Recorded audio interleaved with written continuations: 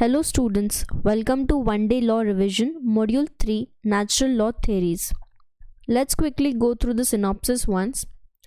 Classical Natural Law Theory क्या होता है, उसके बाद हम देखेंगे Evolution, Growth, Decline of Natural Law, फिर सॉक्रेट्स का क्या बोलना था, प्लेटो, एरिस्टोट, Natural Law in Roman System, फिर Natural Law in India, Natural Law and Social Contract Theory, Hugo Grotius, Hobbes, Rousius, Revival of Natural Law, Rudolf Stambler, Professor Rawls, Kohler and Finnis.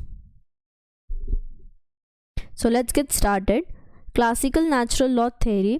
तो पहले तो natural law theory है क्या, हम उसका meaning देखेंगे. Definition क्या बोला है, जूरिस्प्रूडेंस में नेचुरल लॉ टर्म का मतलब है rules, principles which are supposed to have originated from some supreme source, कि ऐसे प्रिंसिपल या ऐसे रूल्स जो किसी सुप्रीम सोर्स से ओरिजिनेट हुए अदर देन पॉलिटिकल या worldly authority.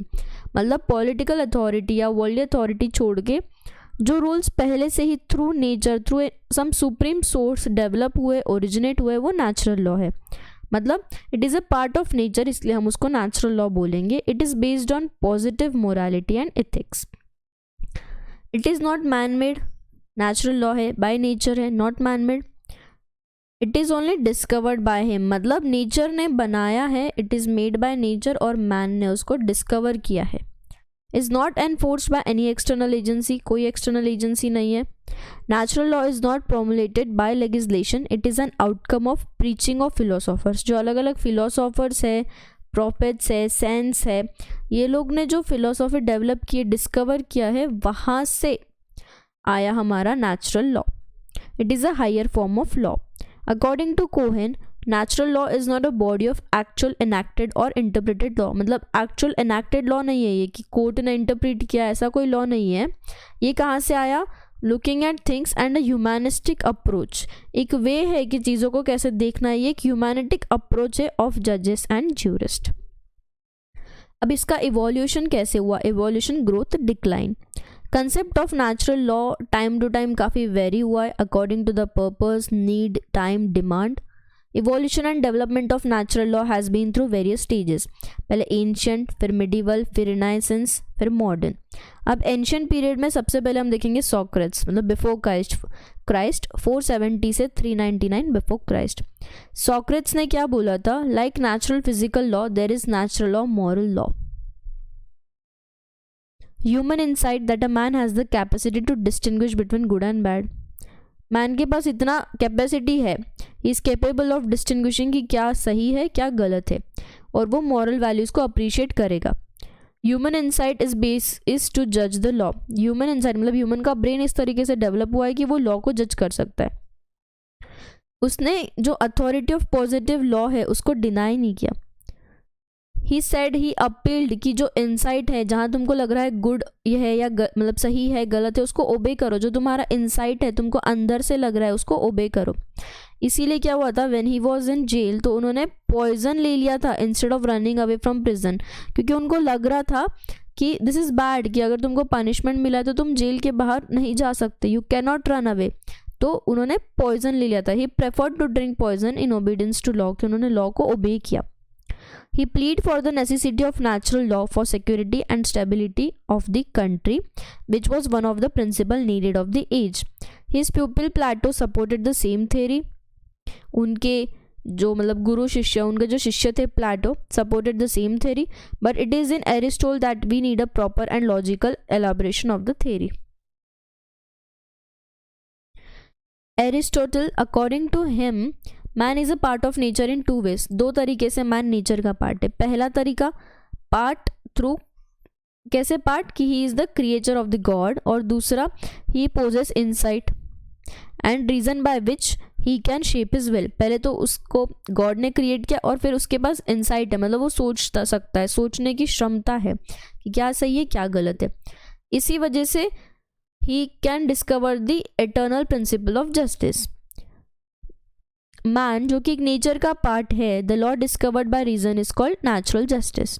Positive law should try to incorporate in itself the rule of natural law, but it should be obeyed even if it is devoid of the standard principle of natural law.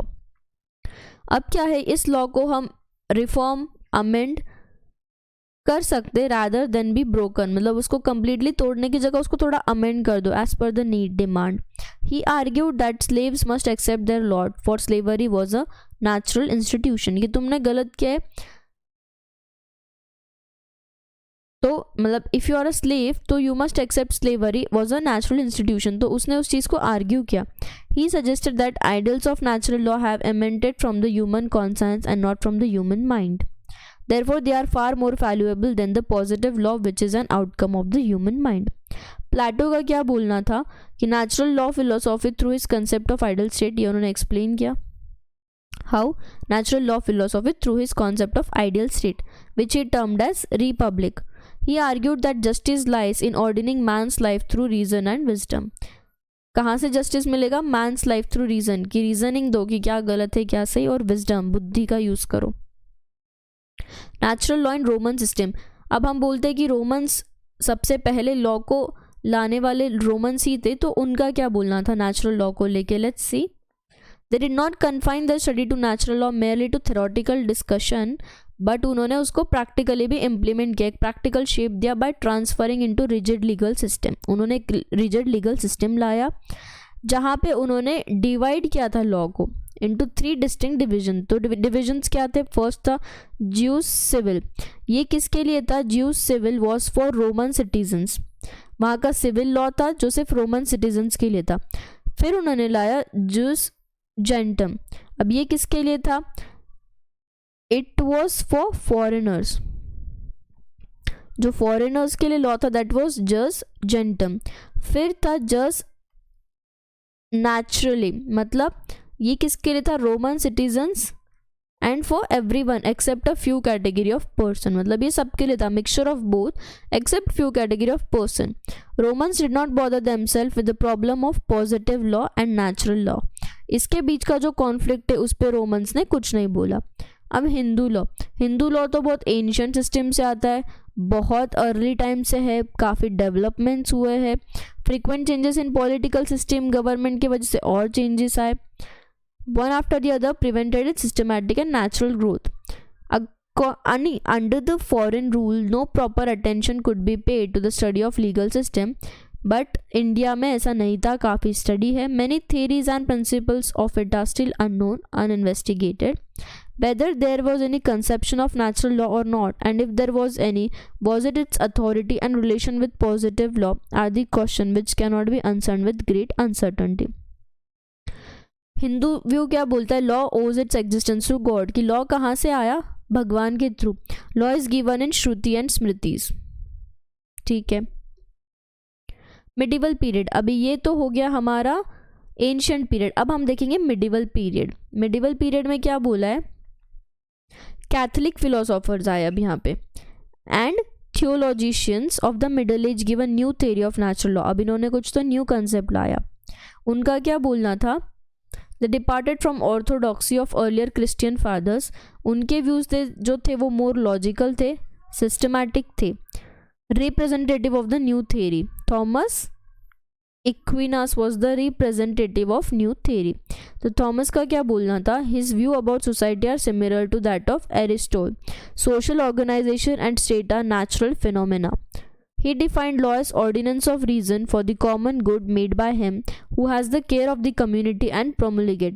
Thomas बोलता था कि he gave a fourfold classification of law. उन्होंने 4 part में law को divide किया. एक तो God का एक्सटर्नल लॉ, फिर natural law which is revealed through reason, कि रीजन्स के थ्रू कोई नेचुरल लॉ हमने रिवील किया है. फिर डिवाइन लॉ और law of the scriptures, natural law is a part of divine law. फिर human law which we now called as positive law, जो ह्यूमंस ने डेवलप किया. Period of renaissance.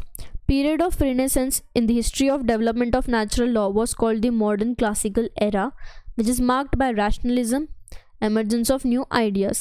फिर थे ह्यूगो ग्रोटियस 1583 से 1645. ग्रोटियस ने क्या बोला? उनका लीगल थ्योरी था सोशल कॉन्ट्रैक्ट पे. He believe that political society rest on a social contract.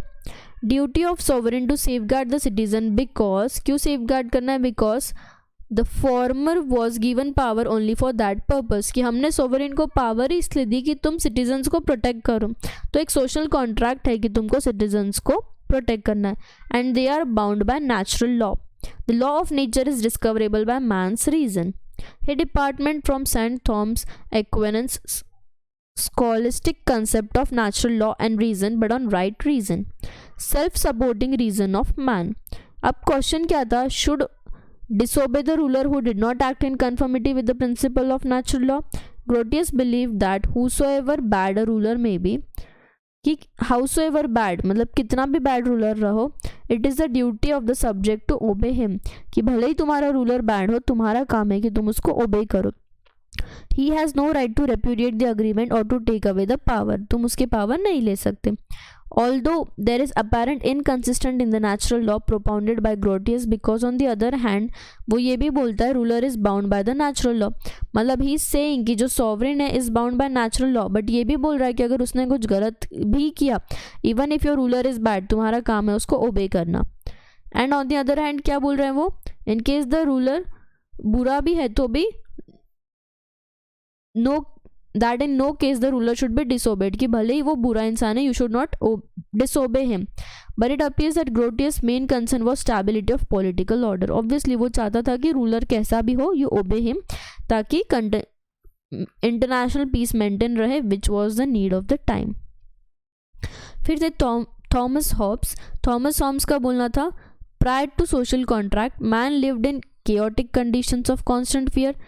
Life in the state of nature was solitary, poor, nasty, brutish and short.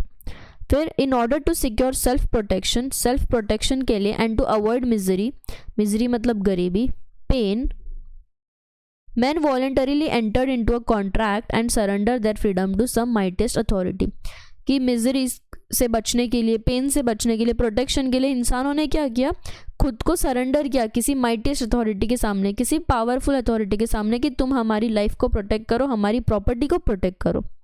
तो हॉब क्या बोलता है, was a supporter of absolute power of the ruler and subject had no right against the sovereign. वो क्या बोलता है, जो जिसके पास पावर है, जो माइटिएस्ट है, उसको रूलर बनाओ और उसके अगेंस्ट तुम्हारे पास कोई राइट नहीं है। फिर भी उसका एक सजेशन था कि sovereign should be bound by natural law. Same like the previous one, it is not more than a moral obligation. It would thus be seen that Hobbes used natural law theory to support absolute authority to the sovereign. ठीक है। फिर है gene रूजियो pointed out that social contract is not historical fact as contemplated by Hobbes and Locke, but is merely a hypothetical conception. Prior to the so-called social contract क्या है कि जो भी sovereign है वो natural law से bound करता है and you don't have any right against him. तो क्या बोला है, prior to social contract life was happy, उसके पहले तो लाइफ हैप्पी थी, इक्वालिटी था। अब तुमने एक को पावर दे दी, बाकी लोग को उसका सुनने के लिए बोल दिया, बट पहले तो इक्वालिटी थी, लोग खुश थे। People united to preserve their right of freedom and equality, उसके पहले तो फ्रीडम इक्वालिटी थी। And for this purpose they surrender their right not to a single individual. जब वो खुश थे, फ्रीडम था, तो उन्होंने राइट किसी सिंगल इंडिविजुअल को सरेंडर नहीं किया, that is sovereign, but to the community as a whole, मतलब राइट्स सारे के पास इक्वल थे, which Rousseau named as general will. अब ड्यूटी है हर इंडिविजुअल का कि वो ओबे करे इस जनरल विल को, because in doing so the directly obeys is own will. अगर एक जनरल विल बन गया कि सब लोग सेम हैं, सब खुश है, तो वो खुद का ही विल ओबे करेंगे। मतलब यहाँ पे किसी पर्टिकुलर रूलर को पावर दे दो एंड उसको ओबे करो, ये कंसेप्ट ही नहीं है।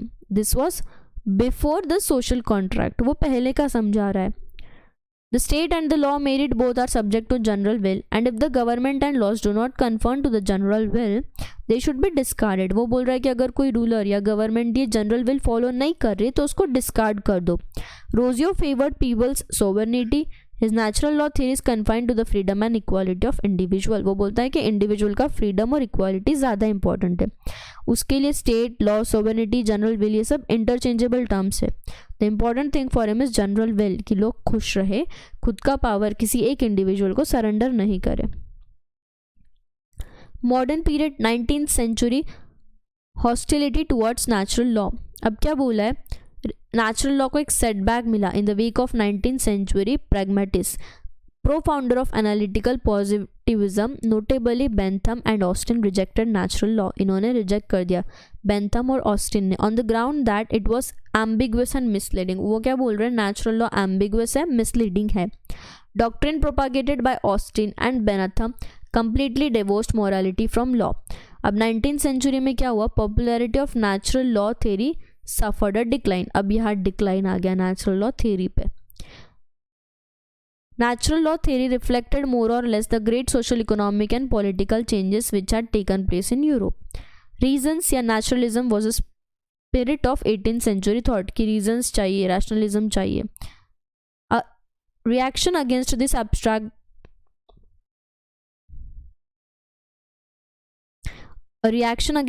abstract though was overdue. The problems created by the new changes and individualism gave way to a collectivist outlook. Modern skepticism preached that there are no absolute and unchangeable principles. क्या बोला कि natural law इतना भी सही नहीं है क्योंकि reasons नहीं है, rationalism नहीं है, so we can have a better logical approach. तो prior method of natural law philosophers were unacceptable in the emerging age of science. जो पहले के philosophers थे हम उनको unaccept करते. The historical researchers concluded that social contract was a myth. जो social contract अभी तक हम देख रहे थे, social contract क्या? किसी ruler को submit करो and he will protect. There's a social contract between the ruler and other people is a myth.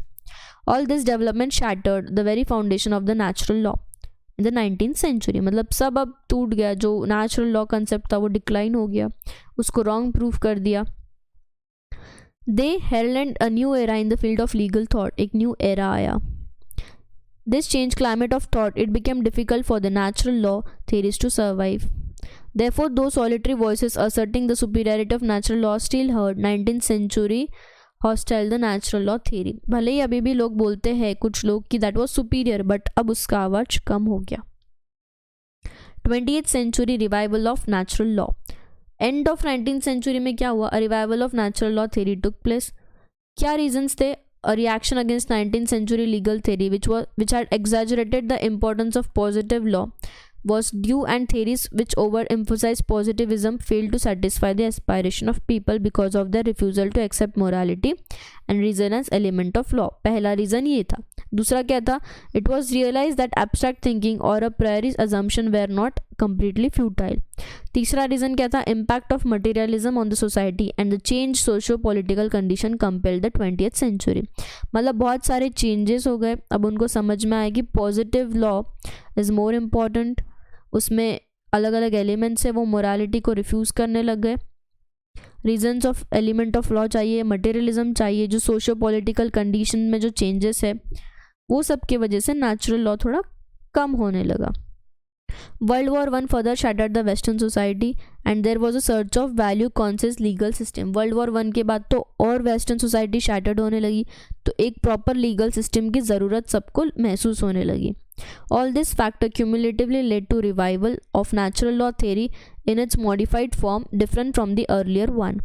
The main exponents of the new revived natural law were Rudolf Stampler, Professor Rolls Kohler and others. तो अब सबसे पहले हम देखेंगे Rudolph स्टैम्बलर.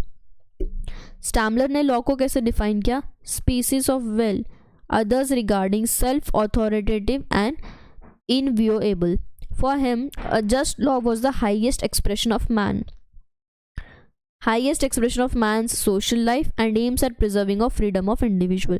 कि individual का freedom भी protect हो और उसकी सोशल लाइफ भी अच्छी रहे, ऐसा कोई लॉ बने तो दैट इज़ इम्पॉर्टेंट. तो दो फंडामेंटल प्रिंसिपल्स थे. प्रिंसिपल ऑफ रिस्पेक्ट, पहले तो रिस्पेक्ट बना रहे, and principle of community participation. With a view to distinguish the new revived natural law from the old one, he called the former as natural law with variable content. मतलब पहले वाले से इसको अलग करने के लिए जो दो इंपॉर्टेंट प्रिंसिपल्स डाले, रिस्पेक्ट एंड कम्युनिटी पार्टिसिपेशन, तो अब वो उसको natural law with variable content बोलने लगा. According to him law of nature means just law which harmonizes the purpose in the society. Purpose of law is not to protect the will of one but to unify the purposes of all. सिर्फ किसी एक का will नहीं protect करते हुए सबके जो purpose है उसको यूनिफाई करना एंड प्रोटेक्ट करना. Professor Rawls made significant contribution to the revival of natural law in the 20th century. इन्होंने भी काफ़ी contribution किया. उनके दो principles से equality of right to securing generalized want including basic liberties, opportunity, power and minimum means of subsistence. पहला था equality of right. दूसरा था social and economical inequality should be arranged so as to ensure maximum benefit of community as a whole. अब है Kohler. As a neo-Hegelian, Kohler defined law as, इन्होंने लॉ को कैसे डिफाइन किया, standard of conduct which in consequence of inner impulse that urges upon man's, क्या urge कर रहा है, upon man towards a reasonable form of life emanates from the whole and is forced upon the individual. He says that there is no eternal law and the law shapes itself as the society advances morality and culturally in course of evolution. He tried to free the 19th century natural law from rigid होने से उसने उसको free किया and a priori approach and attempted to make it relativistic, adapting itself to the changing norms, की सोसाइटी के जो changing norms है तो हमारा लॉ ऐसा हो कि वो सोसाइटी के चेंजेस को अडेप्ट कर सके, रियलिस्टिक हो. फिर है फिनिस ने अपनी राइटिंग में बोला कि natural law and natural rights restate the importance of natural law. For Finnis natural मतलब nature is a set of principle of practical reasonableness in ordering human life and human community. Reasonableness drawing on Aristotle and Aquinas, मतलब ये एकदम starting में चले गए. Finnis set up the proposition that there are certain basic good for all human beings. The basic principle of natural law pre moral. These basic goods are objective values in the sense that every reasonable person must assent to their value as object of human striving. Finish का मानना था कि values important है, human being के लिए सबसे पहले values आती है और नेचुरल लॉ बात करता है मॉरल की, तो मॉरल और वैल्यूज सबसे इम्पॉर्टेंट है तो नेचुरल लॉ को कंसीडर करो. मतलब he went back to Aristotle and Aquinas और उन्होंने उनकी जो फिलोसॉफी थी उस पर कुछ ड्राइंग्स की, मतलब कुछ चेंजेस करके बोला कि वही सही है. Basic principle of natural law depends on moral, और ये जो बेसिक गुड्स है ये ऑब्जेक्टिव वैल्यूज़ है, वो रीजनेबल है and one should follow it, must assent मतलब यस उसको हाँ बोलना, उसको स्वीकार करना to their value as object of human striving. Let's again once go through the synopsis. हमने क्लासिकल नेचुरल लॉ थ्योरी देखा कि क्या होता है, फिर उसका इवोल्यूशन, ग्रोथ, फिर कैसे 19th सेंचुरी में वो डिक्लाइन होने लगा एंड देन 20th सेंचुरी. फिर सोक्रेट्स स्टार्टिंग में उन्होंने क्या बोला था, फिर प्लेटो, एरिस्टोटल, फिर natural law in Roman system में क्या था, इंडिया में क्या था. रोमन ने हमने 3 सिस्टम्स देखे, रोमन सिविलाइजेशन के लिए, आउट ऑफ रोम के लोगों के लिए, और फिर अ मिक्सचर ऑफ बोथ. फिर इंडिया में देखा एंशिएंट सिस्टम कि गॉड इज सुप्रीम. फिर देखा सोशल कॉन्ट्रैक्ट थ्योरी, ह्यूगो ग्रोटियस सोशल कॉन्ट्रैक्ट देखा, सोशल कॉन्ट्रैक्ट क्या होता है, कैसे बाद में उसका वो कंसेप्ट डिक्लाइन होने लगा. होबिस देखा, रूइस देखा. फिर रिवाइवल में देखा कंसेप्ट डिक्लाइन हुआ, नेचुरल लॉ डिक्लाइन हुआ. Rudolf Stammler, professor Rawls, Kohler, Finnis had a drawing to the Aristotle, Plato. He was with the natural law. So I hope you understood the topic. Thank you.